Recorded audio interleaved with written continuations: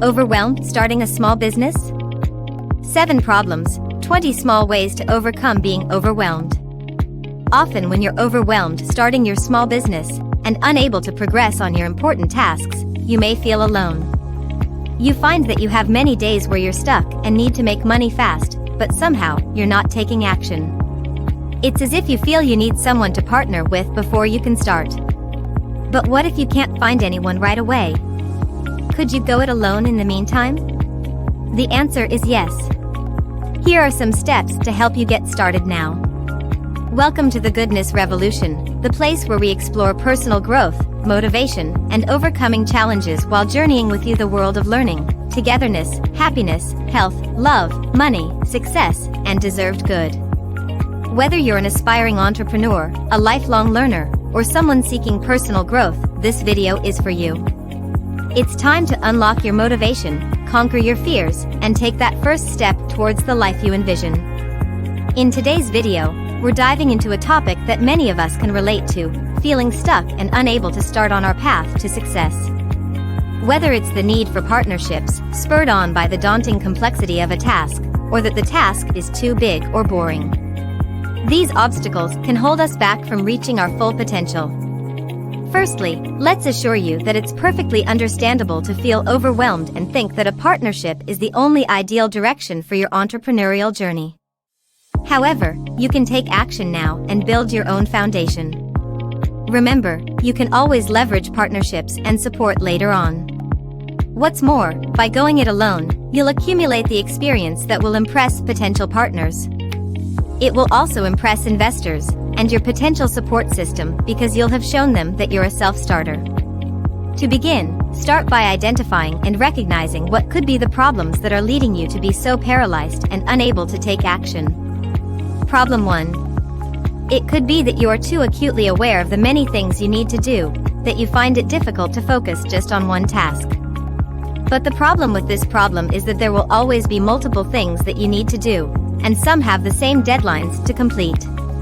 So how do you find a way to overcome the problem of not starting because everything needs your attention? Solution options. A. Stack them chronologically in a timeline. For some people, the opposite way is better. If you're stacking tasks in a linear timeline, find your rhythm by starting either with easier tasks or smaller tasks, or starting with a heavier, more overwhelming task. B. Alternatively, create multiple timelines and visit each task intermittently. If you're creating multiple timelines for the tasks, you can set aside time each day or each week to visit each task and continue until they are all complete. C. Once you are in a task, the way that will enable you to focus is to remember that the other tasks will get their turn. D. Switch off from the other tasks and any outer stimuli to enable you to complete the task. Contrary to the belief that we can multitask, you need focus to help you get through your tasks, one at a time, or if you're visiting each task in a multiple timeline scenario. E. Book out focus time from your calendar so that if there are others looking for you, they see that they'll get your attention at a specific time. F.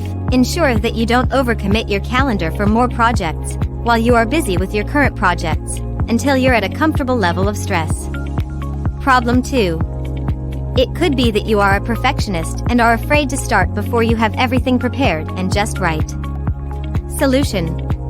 A. Just remember that as they say, not in so many words, done is better than perfect. B. You don't have to be great to start, but you have to start to be great. If you want confirmation, you can check out many online content creators who are very successful making money online. Their videos are not perfect. No one can ever be perfect. Notice how they still get videos seen by thousands, and some of them are monetized through YouTube.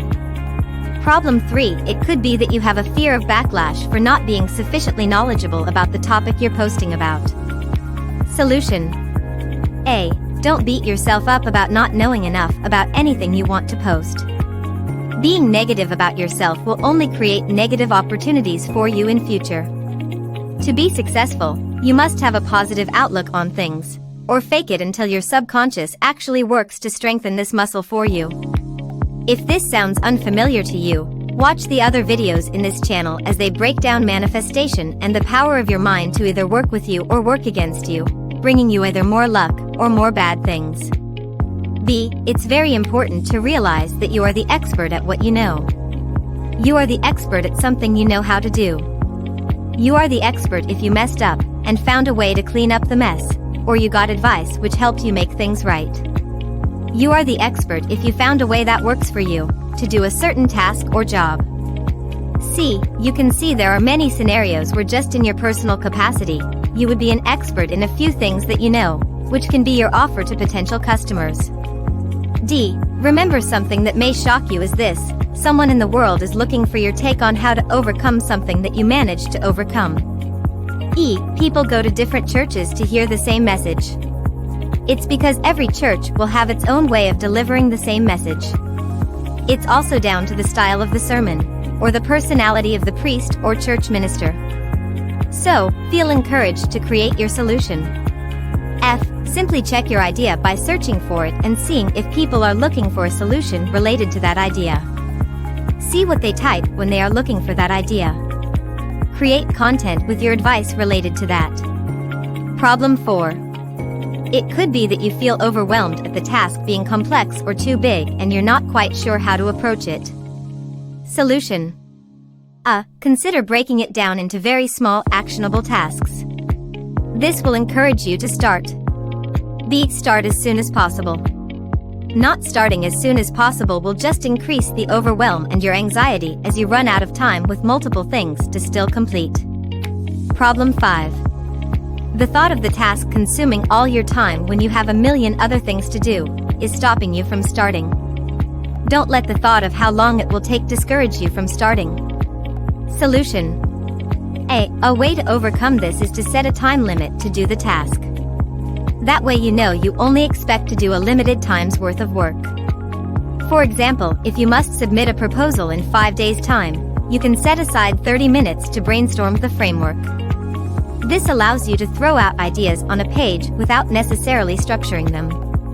That may be the next thing you decide to do after the 30 minutes. B. You can combine this with taking a 10-minute break after doing the 30-minute task, or doing something else when you've completed the time limit task.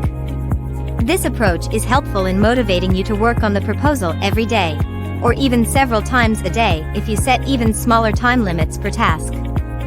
For example, say you finish brainstorming the framework within 15 minutes. It means you can take your break earlier. It also means you'll be able to do the next task in your proposal generation sooner. So you may actually find that it takes you only a few iterations of these 30-minute tasks to complete the proposal. How less stressful will it be to actually complete the proposal with time to spare? Problem 6. Now that you can see it's doable in smaller chunks, with manageable time limits, you tend to underestimate the size of the project and put it off for later, leading to more stress when the remaining time to the deadline decreases, and you realize that whatever your project is that you're working on has many moving parts and dependencies. Solution. A. In order to avoid putting the project off for later due to misunderstanding the level of its complexity, consider making it a game of pain and reward. It could be that the reason for still procrastinating on the project is that it still is a bit of a pain to get started with the project. B. To overcome this, you can line up little rewards for each completed chunk or for each completed 30 minutes if you chose a 30-minute limit. Let's call these little chunks or little time limits your little milestones. The rewards could be to do your other projects or tasks that you enjoy more to do, or that you find easier to complete quicker.